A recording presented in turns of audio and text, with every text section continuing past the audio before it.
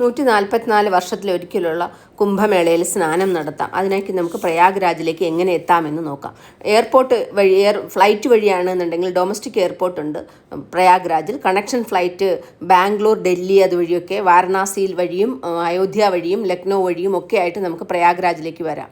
Railway വഴിയാണെന്നുണ്ടെങ്കിൽ Prayagraj ജംഗ്ഷനിൽ ഇറങ്ങാം.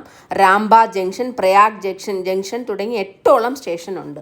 ഇവിടെ ഏതിലിറങ്ങിയാലും ഒരുപോലെ തന്നെയാണ്. കേരളത്തിൽ നിന്നും ആഴ്ചയിൽ ഒരിക്കൽ ട്രെയിൻ ഉണ്ട്. എറണാകുളം പാറ്റ്ന എക്സ്പ്രസ് ശനിയാഴ്ച പുറപ്പെട്ട് ചൊവ്വാഴ്ച എത്തും. മേള സ്പെഷ്യലായി മാംഗ്ലൂർ വാരണാസി എക്സ്പ്രസ്സും ഉണ്ട്. തിരുവനന്തപുരത്തു നിന്നും നമുക്ക് ആവശ്യത്തിന് ട്രെയിനുകൾ ലഭ്യമാണ്. അവിടെ നിന്നും നമ്മൾ എത്തിക്കഴിഞ്ഞാൽ ട്രെയിനോ ഫ്ലൈറ്റോ വഴി എത്തിക്കഴിഞ്ഞാൽ അറേൽ ഘട്ടിലേക്ക് വരാം. സെക്ടർ 24 ഇച്ചിരി തിരക്ക് കുറവാണ്. അവിടെ പുരാതന സോമേശ്വര ക്ഷേത്രം ഇവിടെയാണ്. പഴയ സ്നാനഘട്ടും ഇവിടെയായിരുന്നു.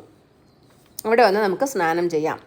പ്രയാഗ്രാജിനടുത്താണ് വാരണാസി, അയോധ്യ ഇവയൊക്കെ. വേണമെങ്കിൽ നമുക്ക് അവിടേക്കും പോകാൻ പ്ലാൻ ചെയ്യാം. സ്നാന ദിവസങ്ങളിൽ ഭയങ്കരമായ തിരക്കായിരിക്കും. അതുകൊണ്ട് നടക്കാൻ തയ്യാറായിട്ട് വരണം. യാത്രയ്ക്ക് നമുക്ക് കാറോ ഓട്ടോയോ ടുക്ടുക്കോ ബൈക്കോ ഒക്കെ ആയിട്ട് വാഹനം കിട്ടിയേക്കാം. പക്ഷെ കിട്ടാതെയും ഇരിക്കാം. നമ്മൾ തയ്യാറായിരിക്കണം.